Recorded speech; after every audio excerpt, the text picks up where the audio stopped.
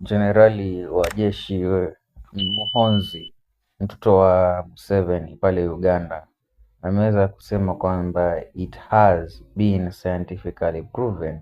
that nyashless women produce stupid kids, yaani mademu ama wamama ambao hawana mzigo, hawana tako, wanatuzaa watoto ambao hawana akili.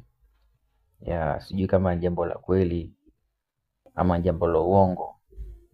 lakini yeye mwenyewe mimi pia naweza sema hakuzaliwa na demu na madha ambaye ako na nyashi, kwa sababu huwezi andika jambo kama hili. Hii nadhani imemgusa yeye mwenyewe direct, nikaambia kuzaliwa na maana yako very very very very very very very very very very very